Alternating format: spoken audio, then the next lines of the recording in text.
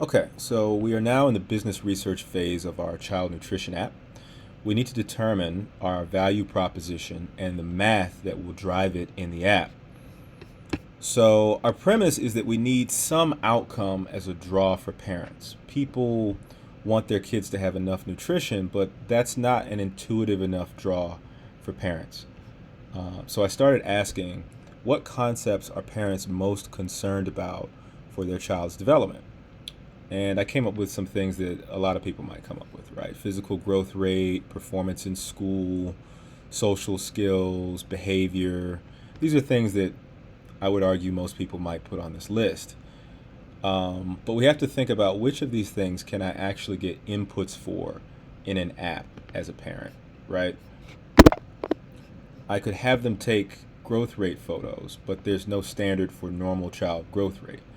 I could have them take or record logs about school performance or fill out logs about school performance, but there's too much variability between different school systems, um, and no parent wants to fill out additional forms every day for anything, especially about school performance for their child, and particularly if it's not lined up with exactly how their school system evaluates performance. How could I possibly collect indicators for social skills? That one is seemingly impossible. Maybe they don't like the kids that they're around. Maybe your child doesn't like the kids in their class this particular year. Maybe they're a late social bloomer. Maybe they have all the friends in the world, but those friends aren't the best for them. All of that is pretty much impossible to discern in an app. And finally, I could ask parents to log behavior, but what predetermined questions would even make sense? Also, that's another high effort pathway. And people don't sign up for apps that require a lot of effort.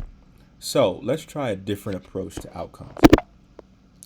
There are things that parents recognize intuitively and that they pay attention to when it comes to their child's habits. They know when their child is focusing. They know if their child remembers or forgets.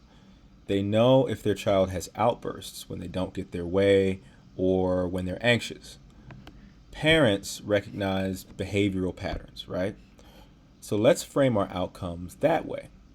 We have focus as cognitive speed, we have physical coordination, we have impulse control for outbursts. Now we can ask Perplexity if these outcomes have a correlation to nutrition. Okay, so let's ask, do brain development competencies like cognitive speed,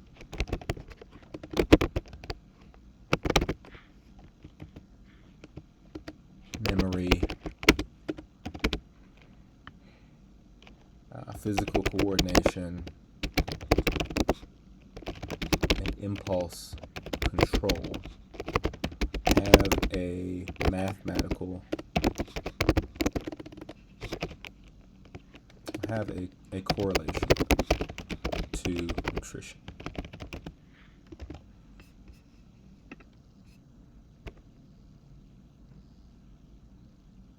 Yes, there is a real but uneven relationship between nutrition and those brain development competencies, especially in early life when there are nutrient deficiencies. What the evidence says, nutrition is linked to cognitive speed, memory, motor coordination, and impulse control because the developing brain depends on nutrients for myelination, neurotransmitter production, cell growth, and neural connectivity. The strongest evidence is for early childhood and pregnancy infancy, when inadequate nutrition can lead to lasting deficits in language, fine motor development, IQ, school performance, and behavior. Broad review of childhood neurocognitive development also found that micronutrients and overall diet quality are associated with cognition, while malnutrition can impair it.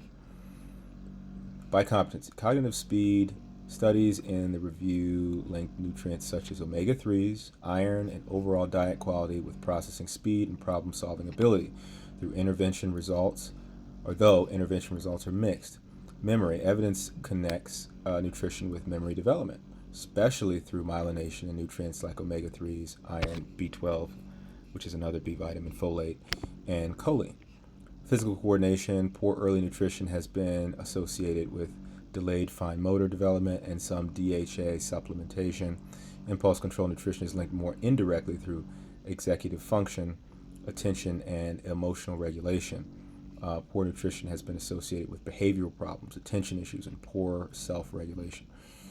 This is not a simple better diet equals higher score relationship. The evidence is strongest for undernutrition or specific deficiencies, while supplementation trials and otherwise adequately nourished children are often inconsistent. Effects also depend on timing. Nutrition during pregnancy, infancy, and the first 2 years matters more than later childhood for many brain development outcomes. If you're thinking about a child's development, the clearest nutrition priorities are adequate overall calories, protein, healthy fats, and these items, plus generally high quality diets. So a concise way to say it is nutrition is one of the foundations of these competencies, but it works alongside genetics, sleep, stimulation, stress, and physical activity. And we know this part, but it's a significant piece. And I think that this gives us enough of an indication that there is a clinical connection between these items. Let's ask a follow-up question. In later years, elementary school to middle school to high school, do these nutrition items have any impact?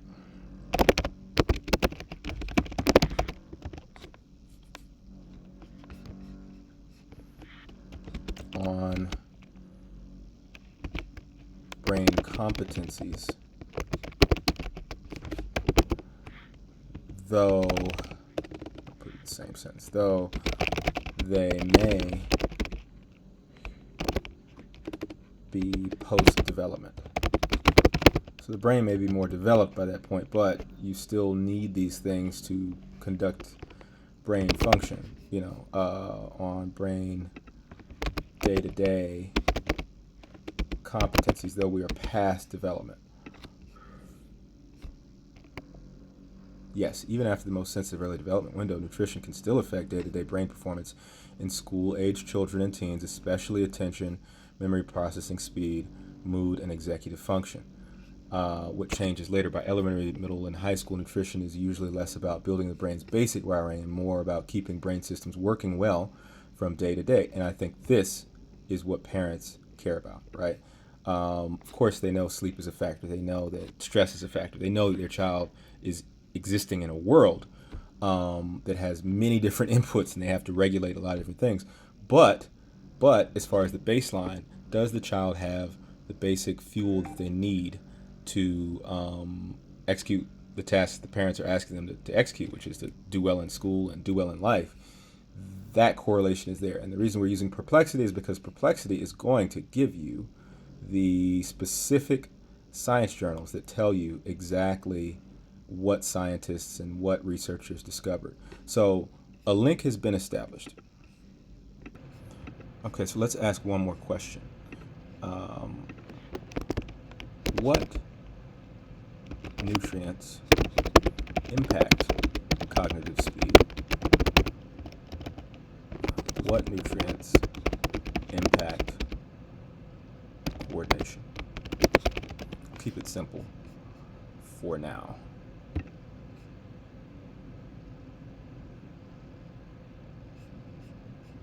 Omega-3, B vitamins, iron, zinc, vitamin D, choline.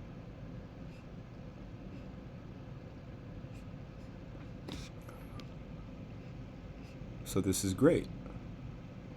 We're getting specific items here, specific mappings.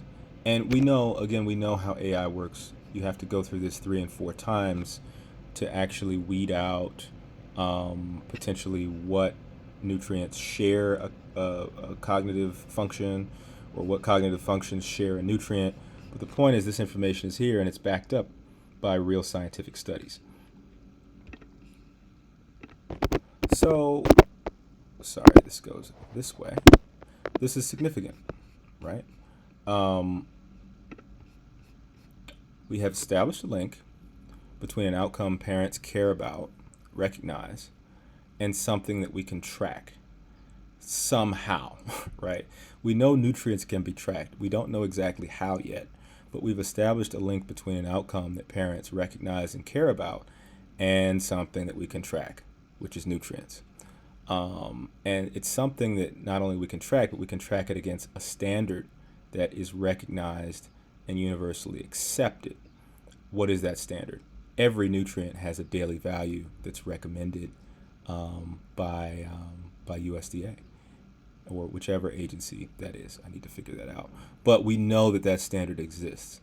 So now we have an early concept of our taxonomy.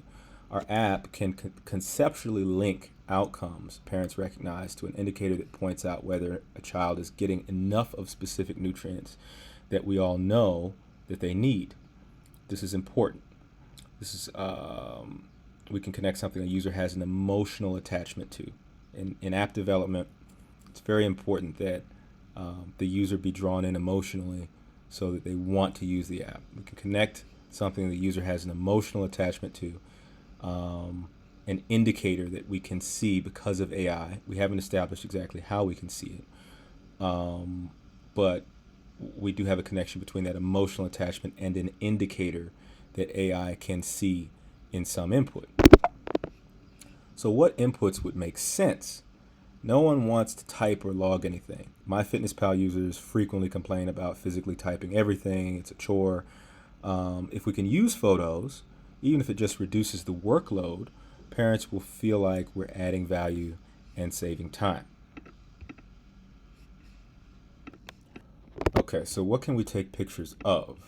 So we're going to go to Gemini and ask Gemini, we are building a child nutrition app, and we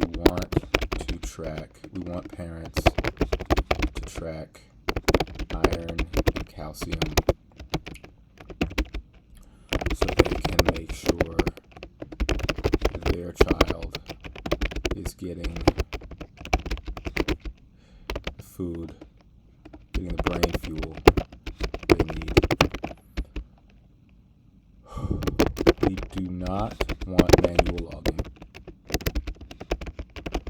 High friction.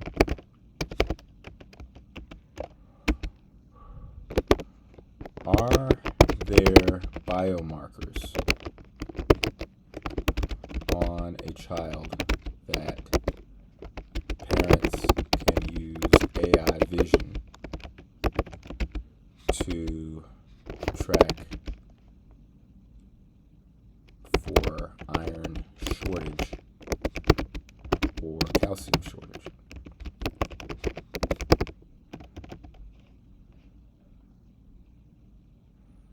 What other input methods besides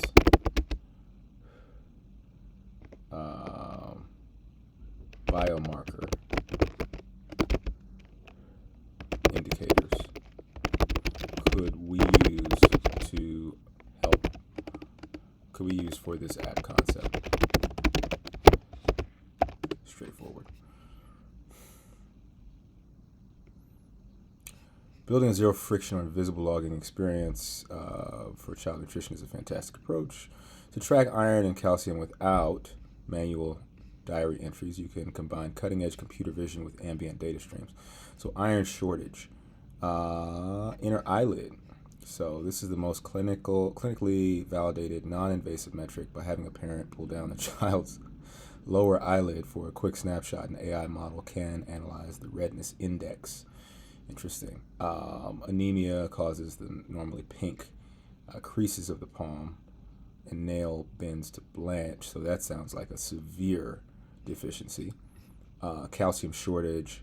Direct biological indicators of acute calcium shortage are difficult to detect via standard consumer camera lenses because calcium deficiency primarily impacts bone mineral density and internal neuromuscular excitability. What it can track is nail structural changes, mineral deficiencies that can manifest as brittle nails, soft nails.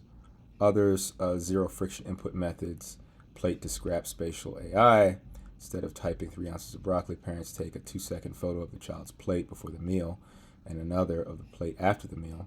Smart grocery syncing, ambient kitchen inventory, how it works, integrate with grocery delivery APIs, digital biomarkers via sleep and wearable data, restless legs and sleep fragmentation, neuromuscular instability. So some of these look like they require a pretty significant integration with something else. But this one, plate to scrap, taking a photo of the child's plate, seems like the lowest friction option for us. So let's go back.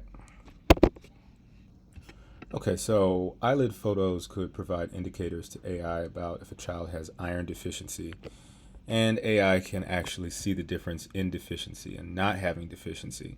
Dental photos could provide indicators to AI about if a child has calcium deficiency. A 10-second video could provide indicators to AI about if a child has calcium deficiency. Also, we could capture or have parents capture the photo of the child. But the question for all of these comes down to, would AI reliably detect the deficiency in the method of capture that we're choosing? So would AI reliably detect iron deficiency in eyelids? It sounds like the biggest, I guess, indicator is only for super deficient or very deficient, severely deficient iron in kids. Parents would probably also irritate kids or injure them trying to peel their eyelids back. You can imagine that going horribly wrong. These also sound like they would be very difficult to train an AI on, right? So even if you could determine the iron deficiency from the pink or the level of pink in the eye, how do you make sure that the AI has, is trained to find the specific variations in a little bit of iron deficiency versus a lot of iron deficiency for today versus severe iron deficiency, right? We want to solve a mainstream problem where we tell parents that the child needs more iron today because they haven't gotten enough. We're not trying to solve a rare problem where children are severely nutrient deficient, probably, in that case due to neglect, as unfortunate as that reality is. Also, it seems like there's a different photo that you would have to take for each nutrient, right? So calcium would require a different photo than iron. What about omega-3?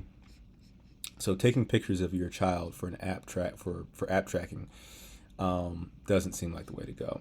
It's also something that can probably become just as much of a chore as logging, right? You have to get the child to cooperate every time. That's not what we want to do. The idea, however, of snapping a photo of the child's food reminded me iron and calcium have predetermined densities in foods. If AI can recognize what's on the plate, we can determine what nutrients are present. We know beef always has a consistent density of iron. It always has X milligrams of iron for every 100 grams of beef. So if we use photos of food, we can get an accurate idea of all the nutrients from one source. It's easier than parents taking separate pictures of kids' eyelids and teeth. The only question now becomes, would a parent need or want to snap 3 meal pictures a day? It's getting towards high effort as well, although not as high effort as some of the alternatives we looked at before. But if we're honest with ourselves about what parents actually want, they don't want to scan every meal and get a report card. They want to scan one meal and see what's low and what else they need to add to the child's diet for the day. Scanning a meal works really well with that concept.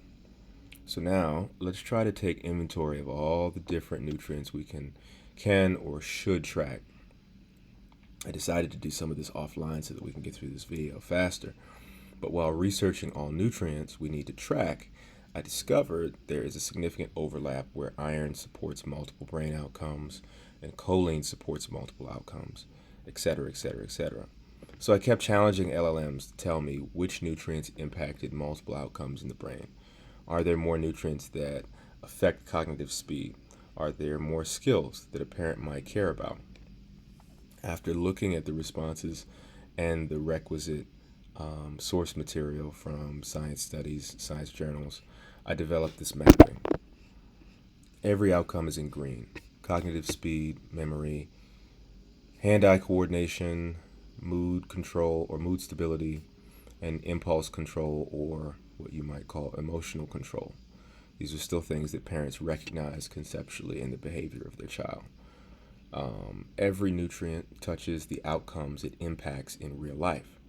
So if my AI app can recognize the food in the photo, it can also recognize the nutrient content in the food, and then we can draw a relationship between that nutrient content, whether or not there's a shortage, and an outcome that the parent actually cares about, right?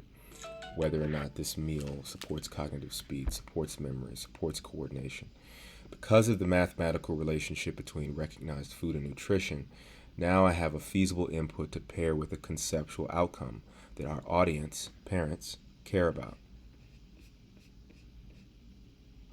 But there is still a challenge. AI is not the best at consistently determining the portion or exact amount of food from a photo. So, how do we solve that problem without asking the parent to be burdened with measuring the food every meal? This is where we add focus, or this is where we focus AI directionally to assist in giving our audience what it actually wants. We construct our prompt to score ranges of daily value for each nutrient. So 0 to 6% is not 1, 2, 3, 4, or 5, or 6%.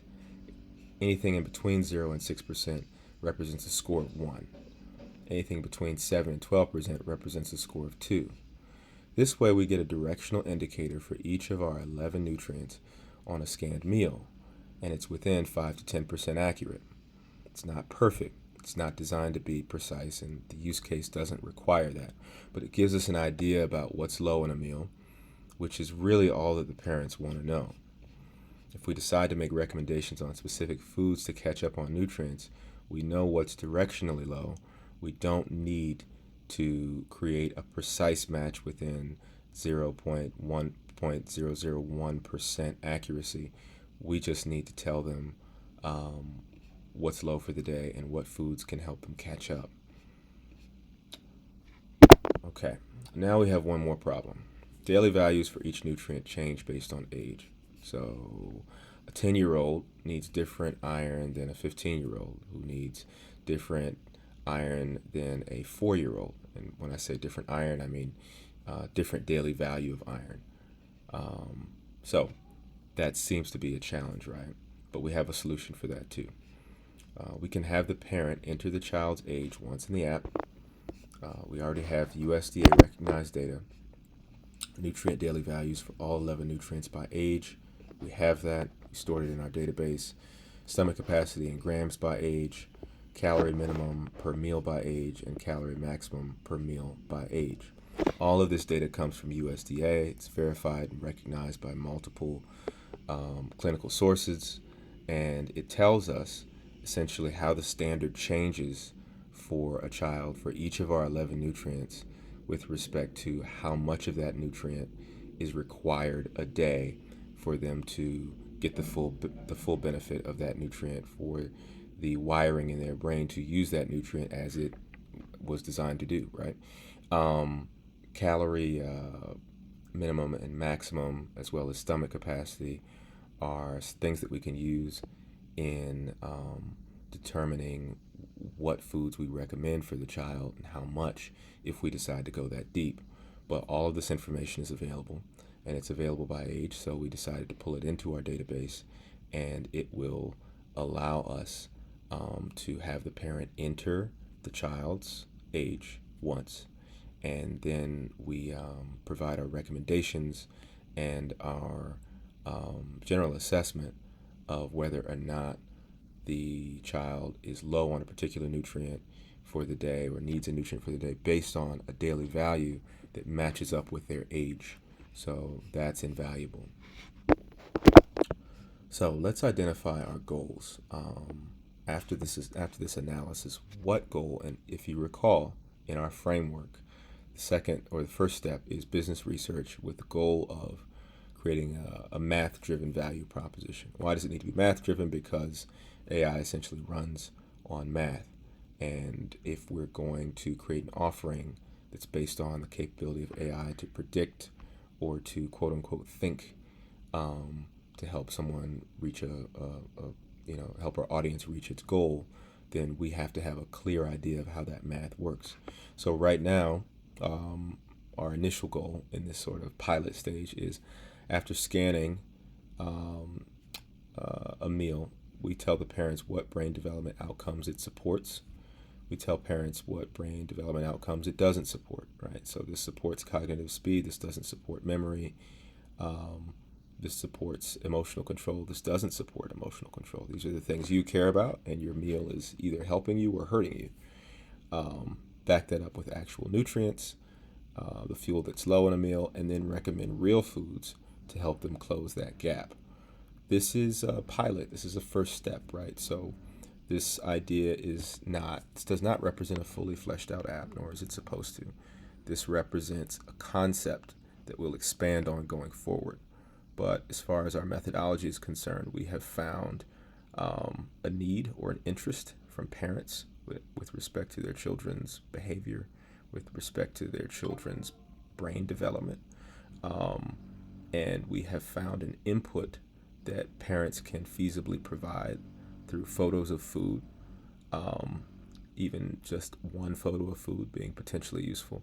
And we have a methodology or a way of connecting that input, the photo of the food, to the contents of the food, what ingredients are there, to the nutrient content for those ingredients, and mapping that back to our outcomes: memory, cognitive speed, coordination, and the rest. So we have enough to move forward and advance this concept, and we'll do that in our future videos.